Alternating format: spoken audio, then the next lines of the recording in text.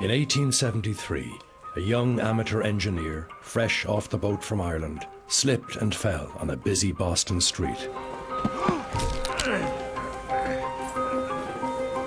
At first glance, it was an unfortunate start to his new life in the United States. However, as he recovered, he began to work on an invention that would change man's relationship with the sea forever. In 1880, the idea of building a craft that could go underwater for extended periods of time must have seemed crazy. He had a dream, he had a vision, and as each success got bigger and better, so did his dreams. John Holland has a place front and center in the history of submarines. He started it all. Like his invention, Holland's story has been hidden from view. It is time to dive deep into the depths of history and discover the truth of his remarkable story. John Holland's idea and his design established the United States Navy submarine force. A story of Irish revolutionaries, British spies, and war profiteers. But above all, a story of the forgotten genius, John Philip Holland, who spent years of his life in pursuit of the impossible dream.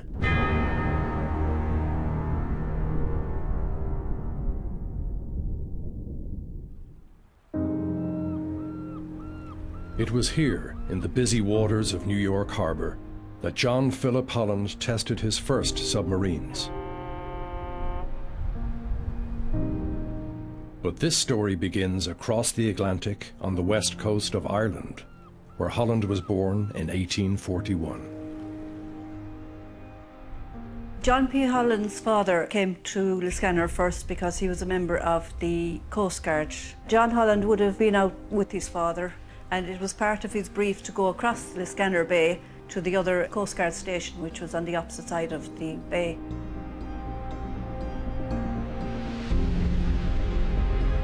It's full of folklore and full of stories. And there was also this wonderful story about the hidden village at the mouth of the bay. It was called Kilshtefin. It is believed that this hidden village is still at the mouth of the bay. And I could imagine young Holland being really taken by this as his dad told him the story when they crossed the bay. I think since he was a young boy, he was always very inquisitive, and it probably put it into his head that, wow, maybe there is a world under the water, and this idea of Atlantis.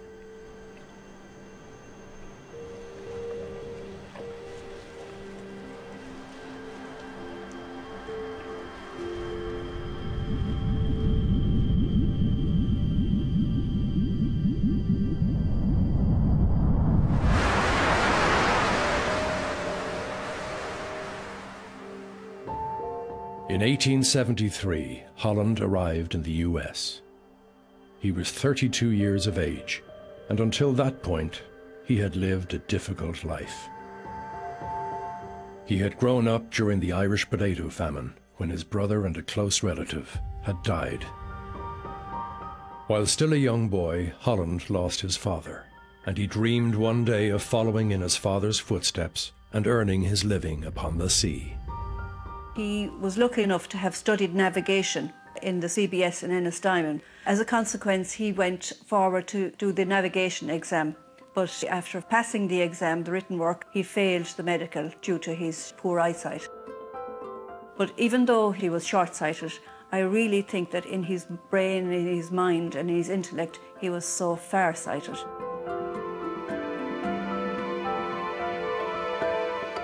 Holland joined a religious teaching order. He was a well-loved teacher, though he did not get on well with his superiors. It was here as a teacher in Cork City where his interest in science and engineering was first awakened. The beginnings of the submarine, in his mind, dates back to when he was in the labs of the Christian Brothers. He drew drawings, he came up with ideas, he did a little bit of research, and he spent some time documenting what are those challenges, what are the problems that have to be solved to make a boat that goes underwater. And luckily enough, there was a man there, the great Dominic Burke, a great inventor, a great scientist. He had that kind of a mind. Give them basic skills in the making of tools, dealing with steel and metals of different types. And he had a very willing disciple in John Philip Holland looking at him, doing all of this. Dominic Burke's family, they had a great background in wood carving and so on. And Dominic had carved out the model of a submarine, made it out of wood for John Philip Holland. He read a report of the famous Battle of the Ironclads that took place during the American Civil War, the battle between the Merrimac and the Monitor, both of which used reinforced iron on the sides and on their flanks. According to Holland, he formulated the idea in his mind that the only way to attack vessels and to successfully defeat them were to approach them underwater with an explosive or a missile. It is believed that he drew his first plans for the submarine while in the North Monastery in Cork.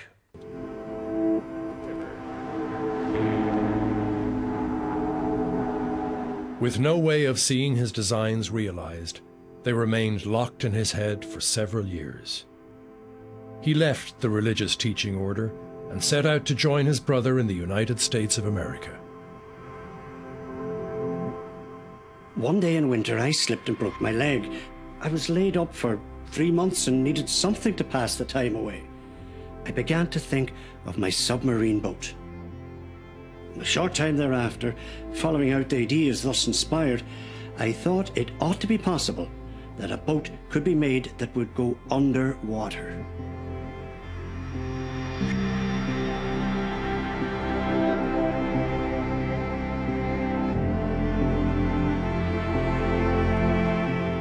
Certain problems were more complex, certain problems were simpler than he realized. His original designs were pedal-powered. He had the man in a diver's suit with an extensive apparatus to refresh the air and keep it clean.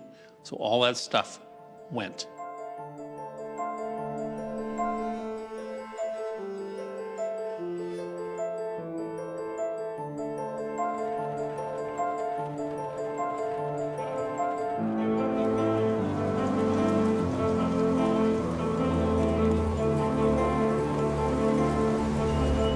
With the fire of his curiosity rekindled, Holland knew that to succeed, he would need access to the latest in technology.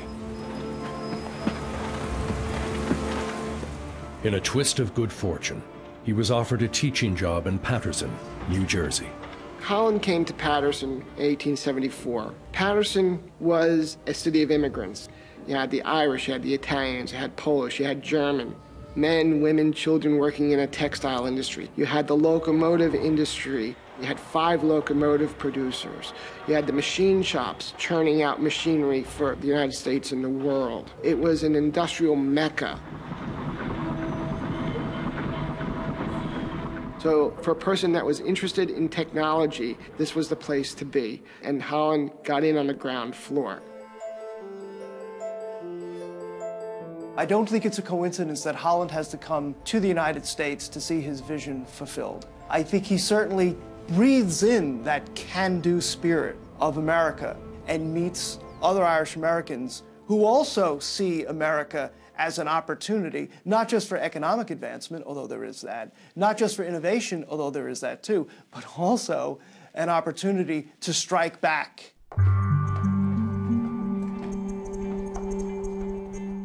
The Fenians were a group of Irish revolutionaries who used the United States as a safe haven from which they could attack Britain.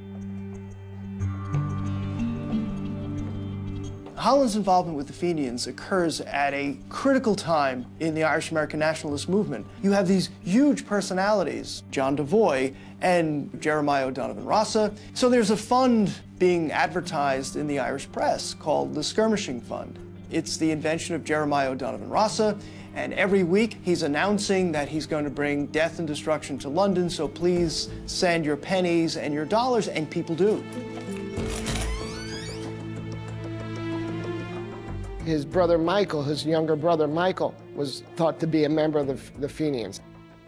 And he had gotten an invitation to talk to the leaders of the Fenians. What's impressive to me about Holland is that he was able to persuade this hard-headed, pragmatic revolutionary, John Devoy, that this scheme from science fiction could work. And then came $4,000 from the skirmishing funds for the submarine. $4,000 was a lot of money considering that all their donations were nickels, dimes, and quarters back then.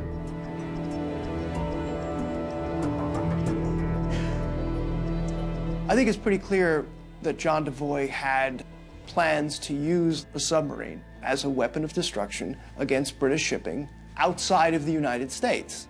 So some of these tens of thousands of dollars that O'Donovan and Rossa had helped to begin to raise, that money is not in fact going to send bombers over to London. It's in fact going to John Holland, who has an idea to build a submarine.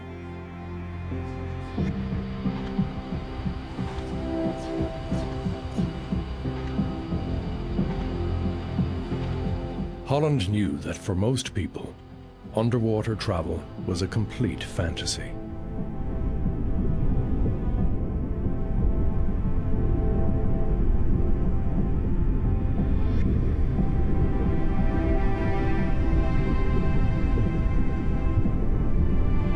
He knew that until then, every single attempt to build a submarine had ended in disaster.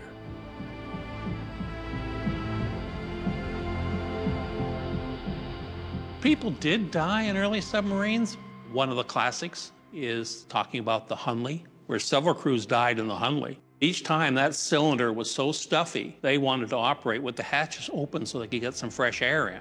Well, if you're going to travel and the hatch is open and the top of your hatch is only a foot or so above the water, it doesn't take much of a wave, and you take water into the submarine and then you don't come back up again.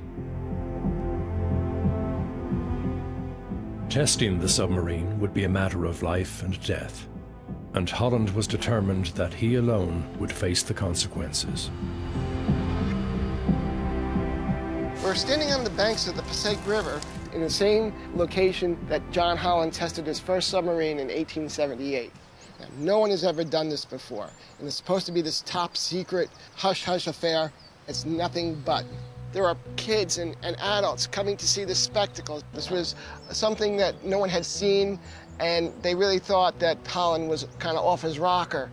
So now his submarine was lowered into the Passaic. He had worked out his mathematical equations and accounted for the saltiness or non-saltiness of the river. And he gets the boat into the water, and the boat immediately sinks. Now we have a problem. Fenians are a little upset. The crowd is like, oh, figures, here we go. So they all start walking away. Holland stays. He's persistent. He says, yeah, let's get it out of the water. And he would suffer a lot of failures, but he always found ways of overcoming these failures. The Fenians had a very disappointing response because they had poured all this money, all these nickels and dimes, and, you know, I could just see O'Donovan Rossa, like, wagging his finger at Devoy saying, I told you so, but they didn't give up. And Devoy knew Holland's grit and his determination. He took it out of the Passaic River, raised it, dried it out, figured out that there were a couple of badly riveted rivets, and tried it again.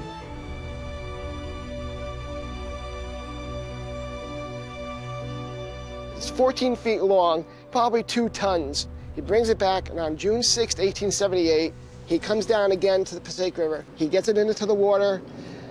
There's positive buoyancy. He's floating. There's no problems. He closes the hatch. He tries to start the engine, and it fails.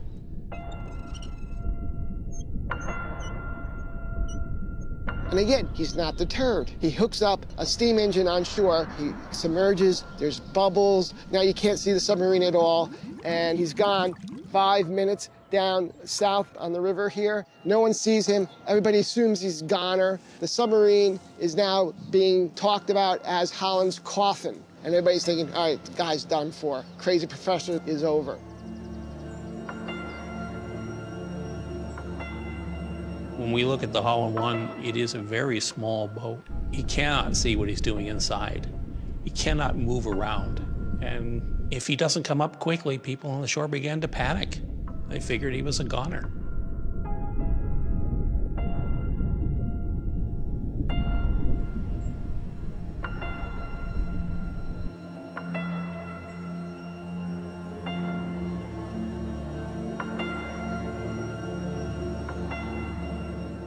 You know, it was way below the surface of the water. And no one had seen a spectacle like this.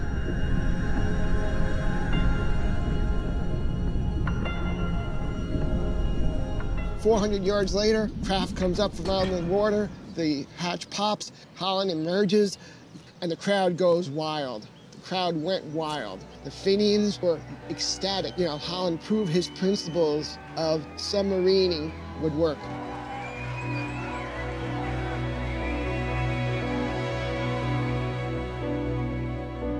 To actually do what he did, you can claim that he was courageous.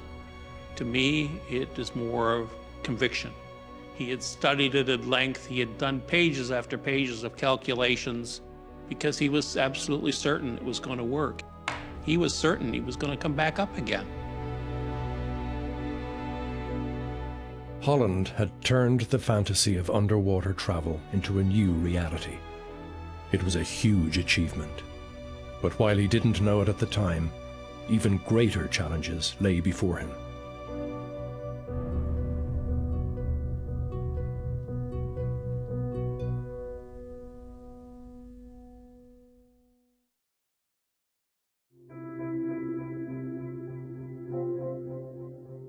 With the Holland 1, John Philip Holland proved his worth as a talented inventor and engineer. The submarine survives to this day in the Patterson Museum, New Jersey. This was the first of a series of 6 submarines designed and built by John Holland. It's very basic. It's about 16 feet long, 3 feet wide, 2.5 feet tall. Inside we had the engine, we had the pilot, John Holland, and a number of gauges and pumps. You could just barely get a man in there with the engine that's sitting inside this. The engine is part of the center compartment through here, takes up most of the center compartment. The man would have to lie down, reclined here with his feet going forward in order to balance the weight of the engine in the aft end. Like most submarines, the good stuff is inside.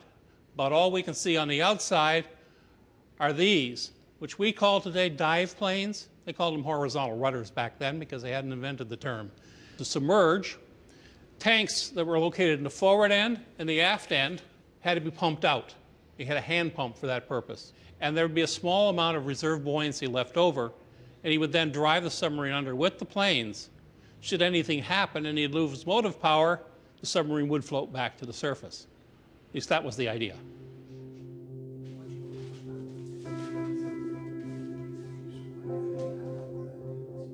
Holland may have built a vessel capable of underwater travel. But that was not enough for the Fenians. They needed more. They needed a weapon of war.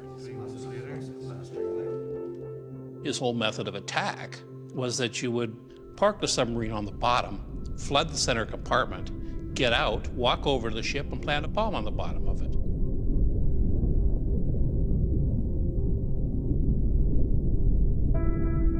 He would then go back to the submarine, pump out the center compartment, and make his escape.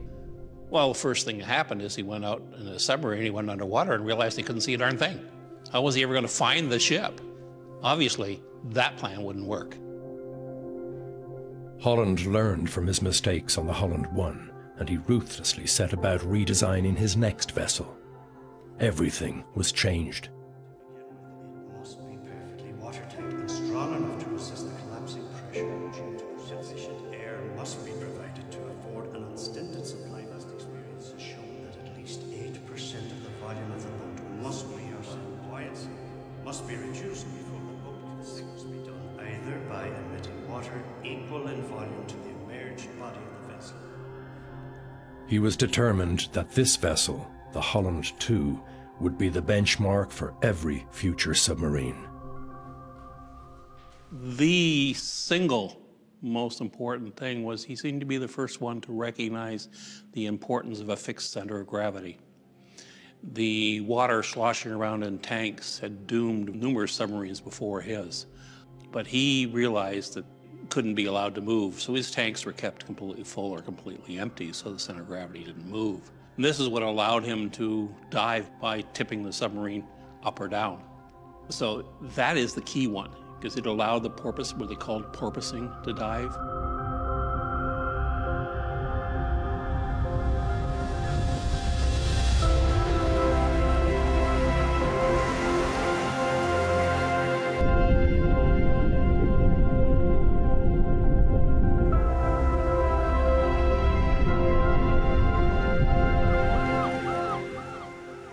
John Holland, apart from being influenced by the birds going down underwater and coming up again, he would have seen the porpoises, and he would have been influenced, I think, but how they could, you know, just rise and go down so easily, and how streamlined the whole operation was.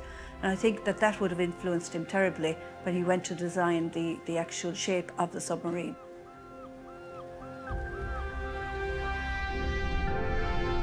And we actually know from his writings in later life that the actual shape of the porpoise was a huge influence on how he was going to shape his submarines.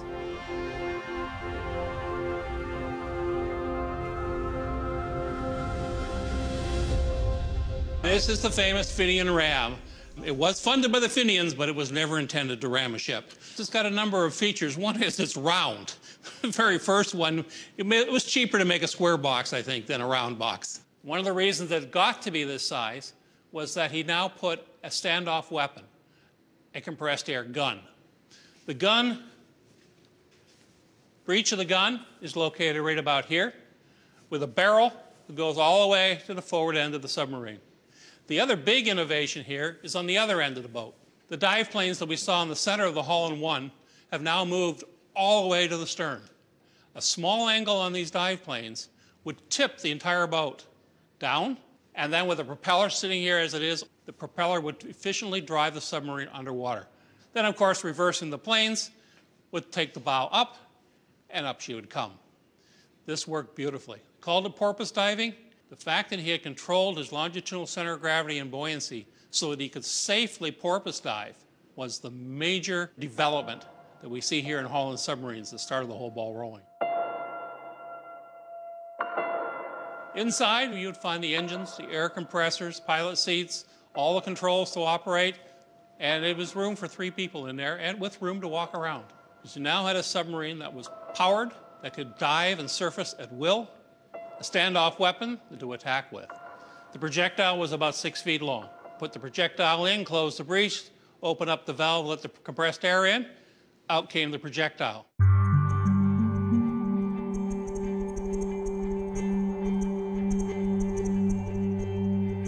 In 20,000 leagues under the sea, Jules Verne gave his Nautilus the power to fire a torpedo and sink any ship at will.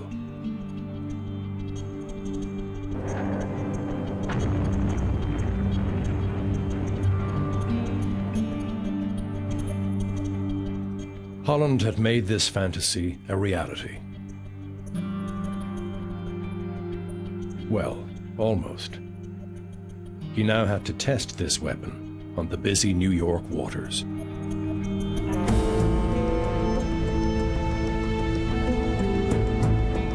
For lots of people whose, lives were tough, I don't know that there would have been any better entertainment in New York Harbor than the test of the Fenian Ram. I mean, they could go out and see this thing out of science fiction, submerging and coming back up. There's a story about a ferry boat captain who was in the harbor and the Fenian Ram pops up and he's so frightened that he basically turns the ferry boat around and returns to shore. As you can imagine how frightening this sight must have been.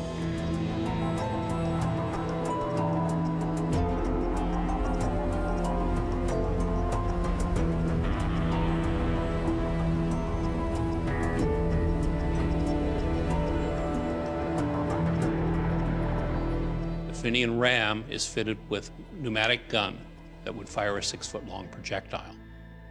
The problem was, the first time they fired it, it buried itself in the mud, and they never found it. The second time, they hit a piling on a dock and scared the living daylights out of a fisherman that was on the other side.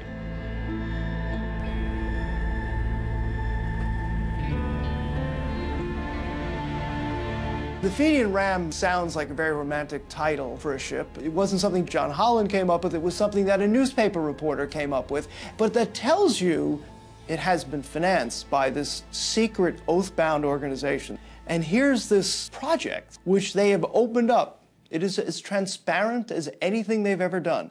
Newspapers are writing about this amazing invention.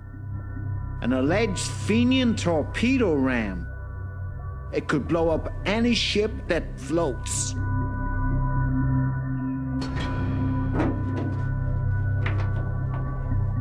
The feeling that Holland had when he was testing it must have been nirvana. I mean, to take this vessel that he created, designed, and helped build, and know that it could navigate and do the things that he always said it could, must have been exalting. One of the things that I think Devoy probably was very proud of is that he was showing off Irish ingenuity. You know, he saw this not just as a weapon of war, although that was its main purpose, but he also saw this as a remarkable achievement for Ireland.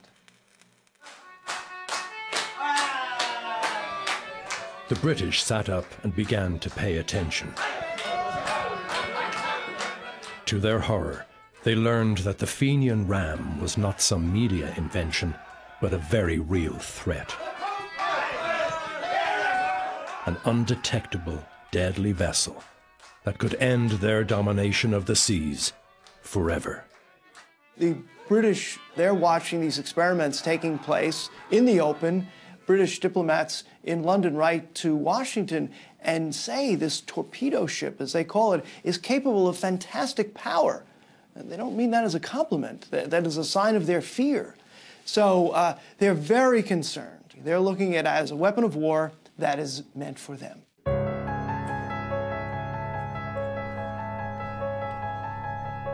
The principal spy for the British was a man known as Henry Le Caron. He was French-Canadian, and he was mostly in Chicago, in Illinois. He was a doctor, so he said. And he persuaded these very hard-headed, skeptical Clan na Gael people, Devoy included, that because he was French, that he shared their hatred of Britain.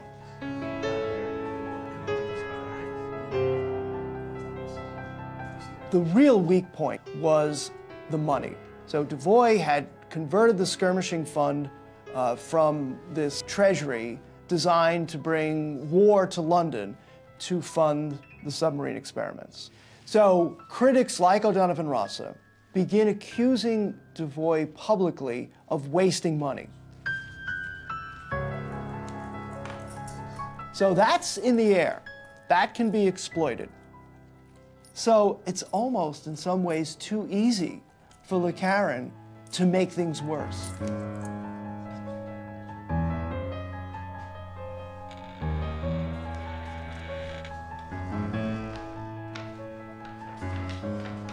Le Caron was known as the Prince of Spies. His British masters gave him orders to destroy relations between Holland and his financial supporters, the Fenians. This wild scheme had to do with the manufacture of a submarine torpedo boat, with which it was intended to inflict terrible damage on the British Navy underwater. Holland still wanted to continue his invention and his discovery and the expansion of his ideas, because now he went from the 1 to Fenian ram, boat number 2, to 3, and now he's like on a roll. And he is still in this process of discovery. And the Fenians are like, stop, this is it, this is perfect. We now have the weapon that we need to rid ourselves of the British Navy and get our Irish independence. In Canada, a politician and a former Irish revolutionary named Terence D'Arcy McGee was murdered at around this time. Some years later, a doctor in Chicago was killed in a feud. So in the middle of all of this faction fighting, in the middle of all of this division, in the middle of all this violence is John Holland, who, whatever his political goals may have been, we know that he had one important goal, which was to get his vision, to get his invention funded and operating. I don't think he wanted to be caught in the middle between the Chicago wing of Clan na Gael and the New York wing, between O'Donovan Rossa and Devoy. This was not in the plan. I think as he looked at the level of violent language, he may have thought, if I make a bad decision here, my life could be in danger. As it turned out, it wasn't only Holland's life that was in danger. His life's work was, too.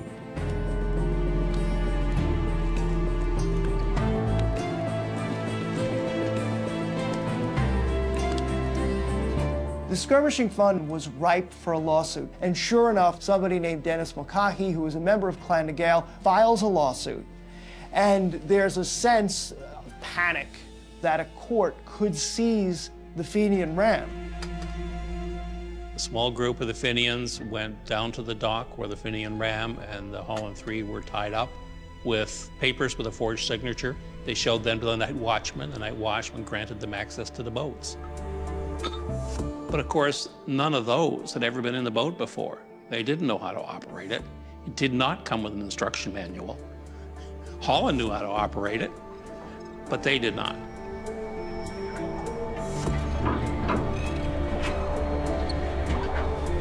Now, the problem that they had was the conning tower on boat number 3 was not on securely. It was very choppy water, November water. And it filled the submarine and it snapped the tow line.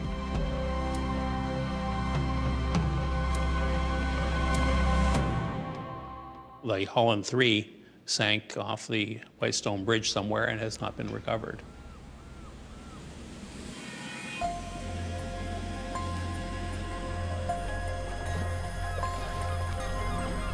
John Holland was furious. He went on some rather long rants about the stupidity of what they had done. It's hard to imagine just how upset he must have been. The horror, the bitterness that he must have felt when he realized that this project that they had been working on literally for years, stolen from him. I received no notice of the contemplated move then, nor was I notified after. I have no intention of advancing any excuses for the incident, as no official explanation was ever made to me concerning it. As a result, I never bothered again with my backers, nor they with me.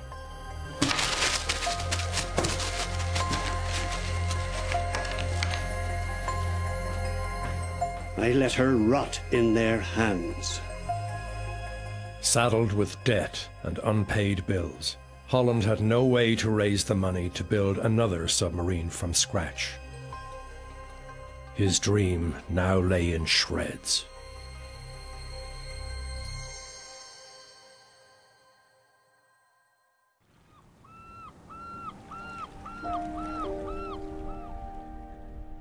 For Holland, the Fenian ram had been his life's achievement.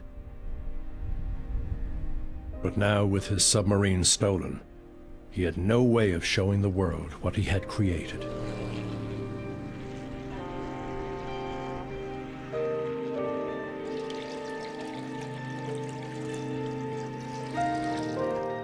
Many years would pass before one last chance would present itself.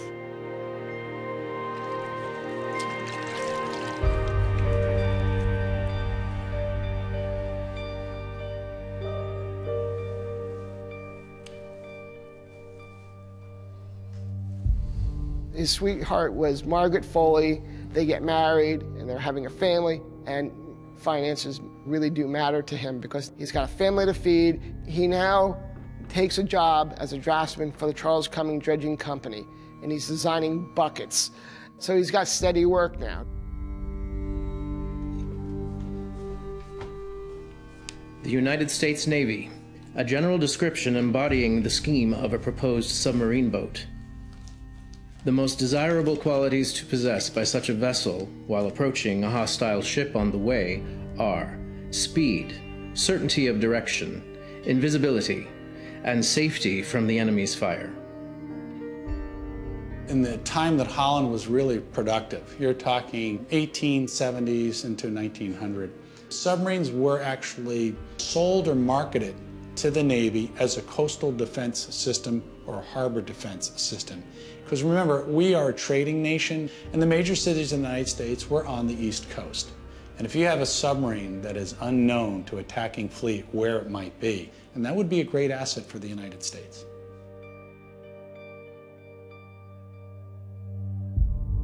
Holland knew he had the technical knowledge to win the competition. But with a family to feed and a steady job to lose, did he still have the will? The problem that many, perhaps most inventors have is money. You know, they've got the ideas, but to turn the ideas into working prototypes takes money. And certainly if you're going to develop something as big as a submarine, it's going to take lots of money.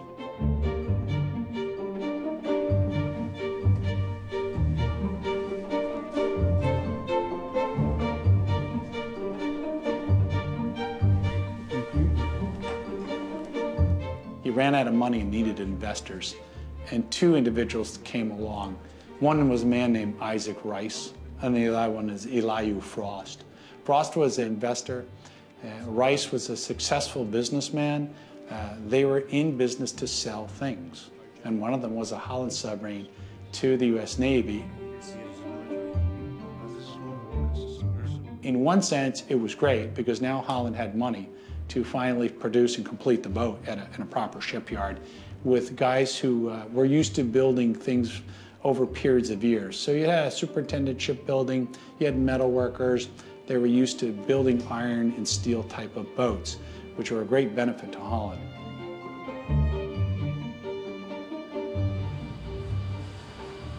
However, in exchange for money up front, Holland gave up ownership of all his patents to the newly formed Electric Boat Company.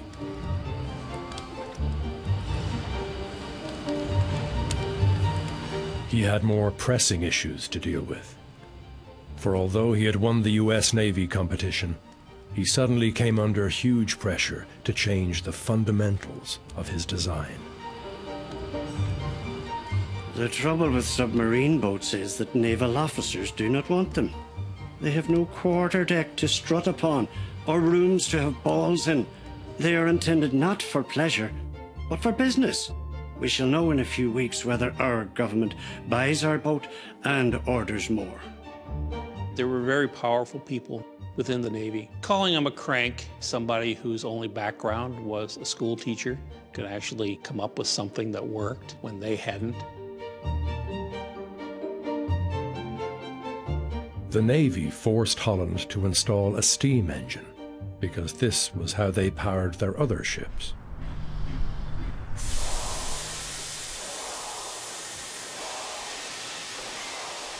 They say in America that all inventors are cranks, and I'm beginning to be convinced that they're right. If they're not crazy, I would not have been driven to inventing things and designing submarines. I would have gone and learned to dig or do some other decent work that would give me peace of mind and give me a chance once in a while of remembering where I am at. The temperature inside was climbing to over 120 degrees. This made it impossible for the crew to work, and it was ultimately the single biggest default that doomed the plunger. Holland had foreseen that problem. He had insisted on putting insulation in around that boiler, but the Navy refused to do so because it wasn't their standard practice. Holland could not persuade the Navy to change their mind. Nor was he prepared to sit back and just wait for their ideas to fail of their own accord. Bold action was called for. Holland knew about halfway through the venture with the plunger that it was not going to work. And Holland decides, he goes back to his company and says that he wants money, funds to build his own boat.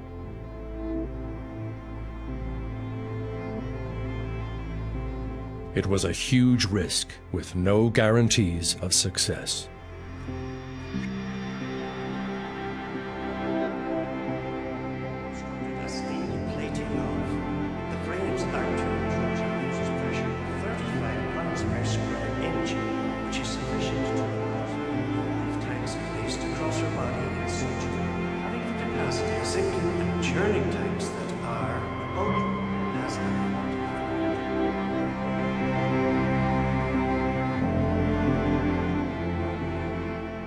It took a lot of bravery. It took an incredible amount of guts, because now he was asking his own company to invest all this money in this idea that he had and the plans that he had to show the Navy, hey, look, your idea is just not going to work.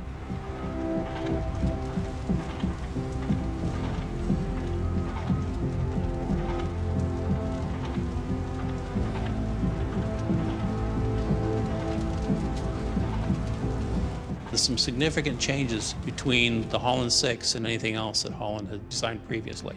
They got it built, finally convinced the Navy to come and witness trials. The Navy was unwilling to be on board. They insisted on watching from a tug on the surface.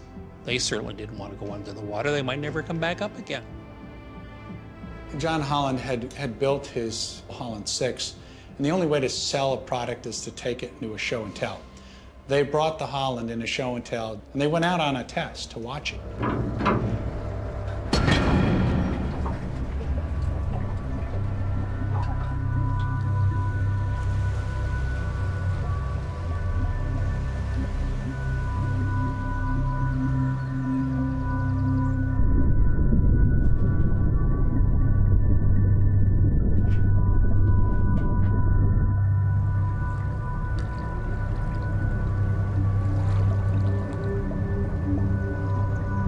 You know, the competition that John Holland got involved with was up against people that were entrenched in steam, ironclad ships, fully iron and steel-made ships with big guns on the top.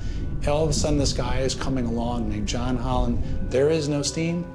There are no big guns sitting on it. In fact, there's no deck to walk upon.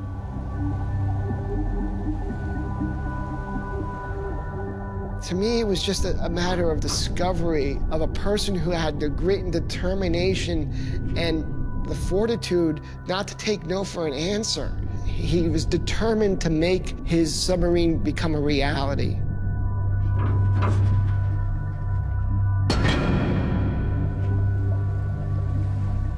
The 6th boat was the crowning jewel, and the 6 did everything that a modern submarine could ever do, and it's an unqualified success.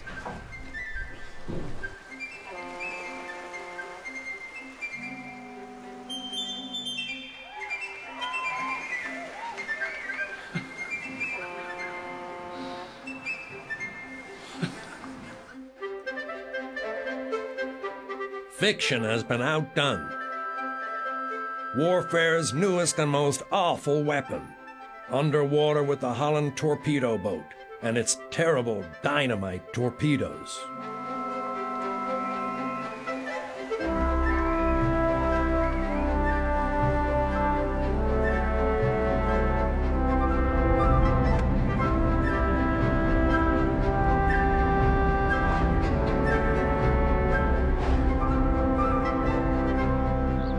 John Holland's idea and his design established the United States Navy submarine force. To this day, Holland is revered by the United States Navy. They consider him the father of the modern submarine. This is the ship's stern plate, cast in solid piece of bronze, the only piece that exists from the boat to this day. The boat was cut up, Bronx, New York in the 1930s and sold for scrap.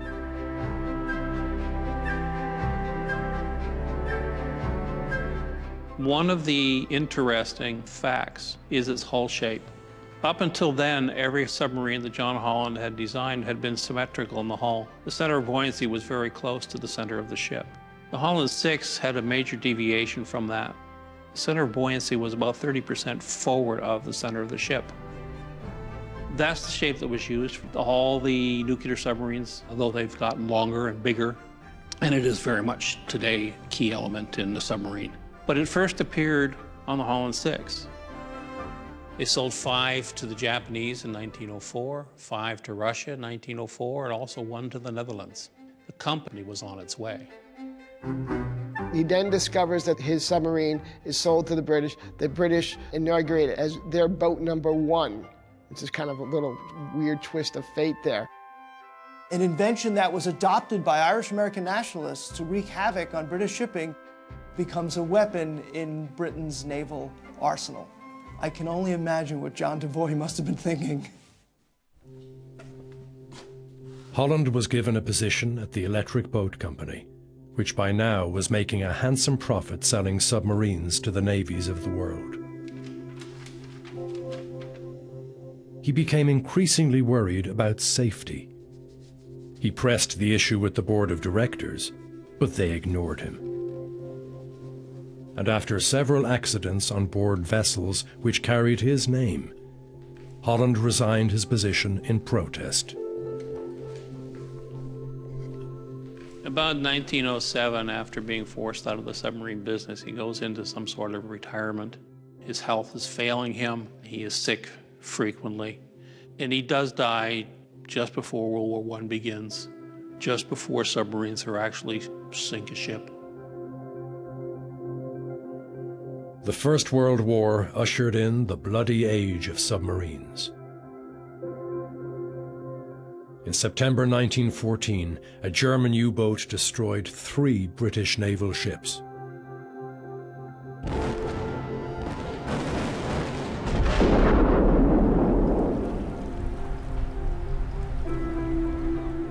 The following year, there was another attack off the Cork coast, just 30 miles from the spot where Holland had first conceived of his submarine many years before.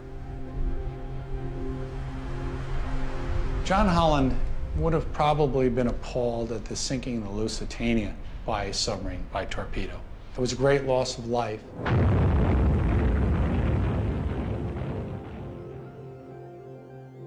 Based on what I've read, I think he had been abhorred by that. You might say it was a good thing he'd passed already and didn't see it. That's certainly not what he had hoped for when he started on his journey to develop the submarine. So I don't think he would have been a very happy man to see what his invention had wrought upon the world.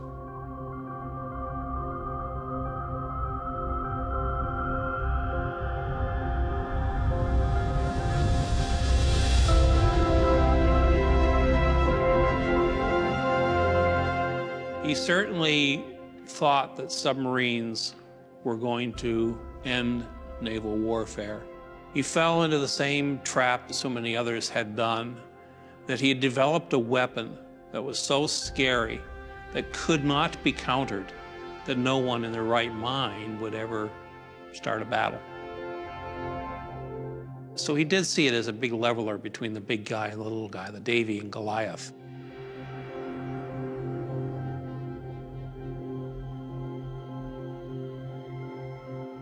When you think about the train of events here, we have this visionary Irish immigrant, John Holland, who has an idea to build a submarine. It's financed by the Irish-American nationalist movement, and it works. It's the first working submarine. It's not an exaggeration to say that the modern submarine that we know today is an outgrowth of the Irish-American nationalist movement. Above all, it was his grit. He was determined to make his submarine become a reality. He changed the course of science and technology and warfare and history. And it was all because of this one man from Lisconnor, Ireland.